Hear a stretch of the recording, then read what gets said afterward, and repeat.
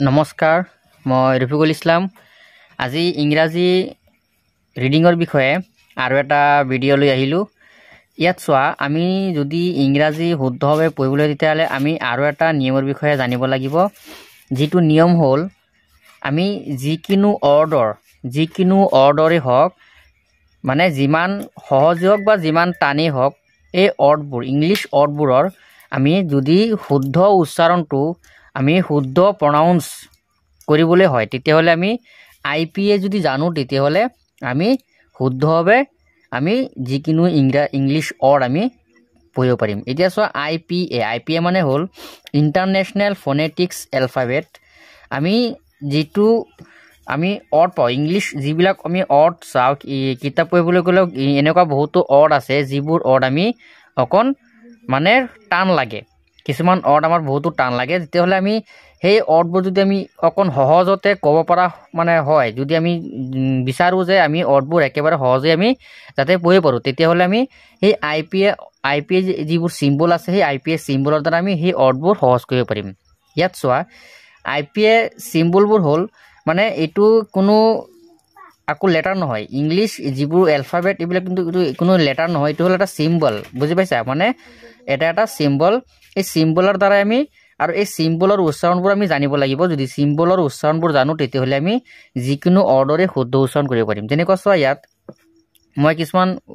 অৰ্ডৰ হয় মই চিম্বলৰ উদাহৰণ কি হয় মই দেখুৱাই দিছোঁ চোৱা ইয়াত চোৱা WHO যদি এইটো আমি বহুতে জানো তথাপিও আমি ইয়াৰ যিটো চিম্বল এইটো ইয়াত লিখি দিছোঁ ইয়াত চোৱা ইয়াত লিখি দিছোঁ যেনে WHO কি হৈছে হু এইটো কি হৈছে হু এতিয়া এই অৰ্ডটো হু হৈছে নে হোৱা নাই সেইটো আমি যদি ধুনীয়াকৈ মানে শুদ্ধ হৈছে নে নাই আমি বিচাৰোঁ তেতিয়াহ'লে আমি ক'ত পাম এতিয়া ধৰি লোৱা এনেকুৱা এটা অৰ্ড তোমাক কোনোবাই দিছে লিখি পেলাই তুমি অৰ্ডটো ক'তো দেখা নাই তেতিয়াহ'লে সেই অৰ্ডটো শুদ্ধ হৈছে নে নাই তুমি কেনেকৈ ক'বা তেতিয়া আমি সেই আইপিএৰ দ্বাৰা আমি সেইটো আমি চাব পাৰিম যেনেকুৱা চোৱা ইয়াত WHO ইয়াত যিটো চিম্বল আছে চোৱা এই যিটো চিম্বল আছে এইচৰ দৰে দেখা গৈছে এই চিম্বলটো হ বুলি হ'ব হ হ'ল আৰু এইটো যিটো ইউৰ দৰে আছে এইটো কিন্তু আকৌ লেটাৰ নহয় এইটো ইউৰ দৰে যিটো আছে এইটো মানে ইয়াৰ চাউণ্ডটো হ'ব কি উকাৰ বুজি পাইছা উকাৰ হওক বা হুচুকাৰ হওক ইয়াৰ চাউণ্ডটো তেনেকুৱা হ'ব তেতিয়াহ'লে কি হ'ব উকাৰ দি দিওঁ উকাৰ হু বা এইটো এনেকুৱা লিখিব পাৰিবা অসমীয়াত যেনেকুৱা হয় হু ইয়াত চোৱা ইয়াৰ লগত যিটো দুটা ফুটা চাইছা নহয় এই দুটা ফুটাই মানে কি কৰিব এই যিটো চাউণ্ড হ'ব ইয়াৰ যিটো চাউণ্ড হৈছে হু এইটো এটা লং টাৰ্ণ হ'ব মানে অকণ দীঘলীয়া চাউণ্ডটো অকণ দীঘলীয়া হ'ব এইটো কাৰণে এই ফুটা দুটা দিছে ইয়াৰ মানে ইয়াৰ কাৰণ হ'ল মানে যিটো চাউণ্ড ওলাইছে সেই চাউণ্ডটো অকণ দীঘলীয়া হ'ব যেনেকুৱা হু এনেকুৱা নহ'ব হু মানে অকণ দীঘলীয়া কৰিব লাগিব বুজি পাইছা ইয়াত চোৱা KNOWS আমি জানো যে যদি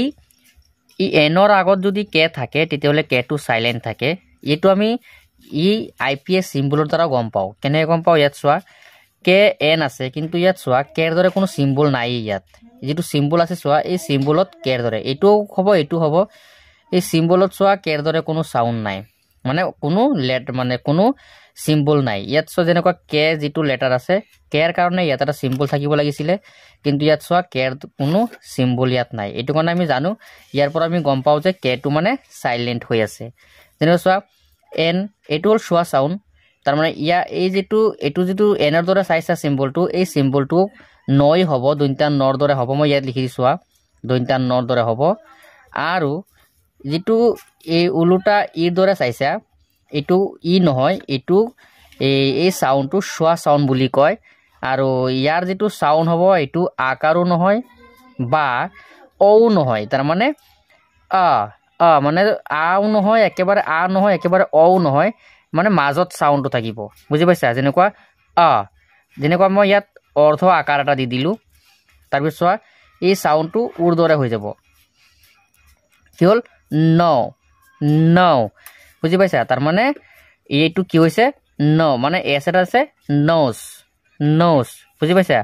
ইয়াত যিটো কে আছে কেটো চাইলেণ্ট আছে আমি ইয়াতো গম পালোঁ যে ইয়াত মানে কেৰ কোনো চিম্বল নাই মানে কে ইয়াত নহ'ব হ'ল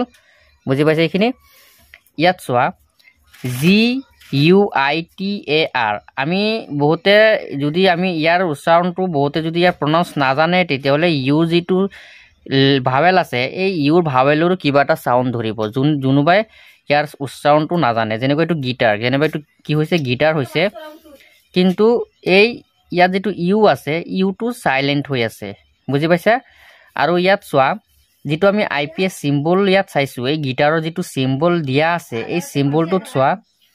জি আছে মানে জিৰ হলনি চোৱা জিৰ দৰে যেটো সিম্বল আছে এটো গই হ'ব এটো বাৰু গই হ'ব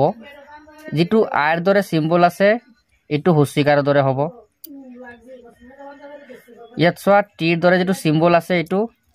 টই হ'ব তাৰ পিছত এটো এৰ দৰে যেটো সিম্বল আছে এটো আকাৰী হ'ব আৰু ফুটা দুটাই কি বুজাব মানে এটো লং মানে যেটো আৰ দৰে সাউন্ড আছে আকাৰ আছে এটো লং আকাৰ দৰে হ'ব আর যেটো আর আছে সব ব্রেকেটত আছে মানে এটো ব্রেকেটত থাকার কারণ হল মানে যেটো আমেরিকান সকলে মানে ব্রিটিশ সকলক বা ইহতে আর যেটো সাউন্ড হবো আর রর যেটো সাউন্ড হয় এই যেটো হেখত থাকিলে ইয়ার সাউন্ডটো মানে স্পষ্ট নকৰে এটো কোন এটো ব্ৰেকেট দি দিছে এনেকুৱা গিটাৰ মানে ডাইৰেক্টলি গিটাৰ ৰ এনেকুৱা উচ্চাৰণ আহিব গিটাৰ বুজি পাইছা এটো কোন এটো ব্ৰেকেটত আছে তেতিয়া এইখিনি বুজি পাইছা আৰু ইয়াত এই ফুটা দুটাৰ মানে হল কি এটো লং হ'ব মানে সাউন্ডটো যেটো আকাৰ হ'ব এই আকাৰ দুটা লং সাউন্ড হ'ব হল ইয়াত সোয়া SAID ইটো আমি বহুতে সেড এনেকা বহু সেড কিন্তু ইয়াৰ শুদ্ধ উচ্চাৰণ বহুতে নাজানেও আমিও আগত সেড বুলি কৈছিলো কিন্তু এটো সেড নহয় কাৰণ কিয়নো ইয়াৰ যেটো সিম্বল সোয়া ইয়াত দিয়া আছে এই সিম্বলটো সোয়া আইৰ কোনো সাউন্ড দিয়া নাই আইৰ কোনো সাউন্ড দিয়া নাই ইয়াত সোয়া এস আছে এসে দ্বিতীয় স হ'ব ইয়াত সোয়া দ্বিতীয় স প্ৰথম স দিয়া হল তাৰ পিছত সোয়া ইয়াত কি আছে ইৰ দৰে যেটো সিম্বল আছে ইৰ দৰে সিম্বল আছে ইয়াৰ মানে ইটো একাৰৰ দৰে সাউন্ড আহিব হল তাৰ পিছত ডি আছে ডি মানে ড হ'ব কিন্তু ইয়াত যে আই এটা আছে আইটো সোয়া ইয়াত নাই তাৰ মানে ইয়াৰ পৰা আমি কি গম পালো যে ইয়াৰ আইৰ যেটো উচ্চাৰণ হ'ব এটো ইয়াৰ প্ৰনাউন্স ইয়াত নহয়েই মানে ইটো সাইলেন্টলি হৈ থাকিব বুজি পাইছা তাৰ মানে স্যাড এনেকুৱা হৈ উচ্চাৰ সেড এনেকুৱা নহব স্যাড এনেকুৱা হ'ব বুজি পাইছা তাৰ মানে ইয়াৰ পৰা আমি গম পালো যে এই আইৰ ইয়াত সাইলেন্ট হৈ আছে এটো আই বুজি পাইছা বহুত আমি এটো আইৰ উচ্চাৰণো কৰো কিন্তু একচুয়ালি আইৰ উচ্চাৰণ ইয়াত নহয়েই ইয়াত চোৱা WHY ইয়াৰ যেটো আইপিএ দি আছে আইপিএ সিম্বলটো কি দি আছে W দৰে যেটো সিম্বল দি আছে এটো ওয়াব তাৰ পিছত চোৱা এৰ দৰে যেটো সিম্বল দি আছে আকাৰ আৰু আইৰ যেটো সিম্বল দি আছে এটো কি হ'ব মানে হসুই হল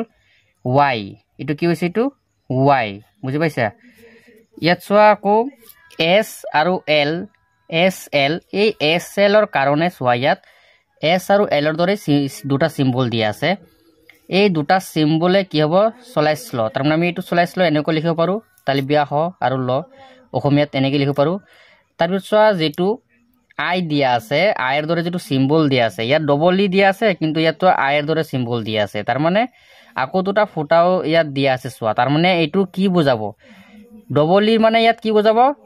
ইয়াত ফুটা দুটা মানে দীৰ্ঘইকাৰৰ দৰে আমি দীৰ্ঘইকাৰ দিব লাগিব হস্যিকাৰ দিলে ইয়াত নহব কিয়নো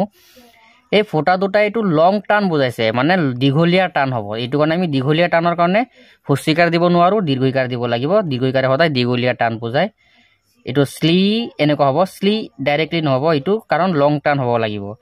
তাৰ পিছত চোৱা পি আছে পিৰ কাৰণে ইয়াতো পিৰ দৰে এটা সিম্বল দিয়া আছে চোৱা প লিখিলো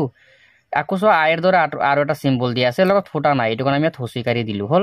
আৰু এটো এনৰ দৰে যেটো সিম্বল আছে চোৱা এটো এনেকা আকৌ টান আইছে এটোৱে অংগ বা উনিসংগৰ দৰে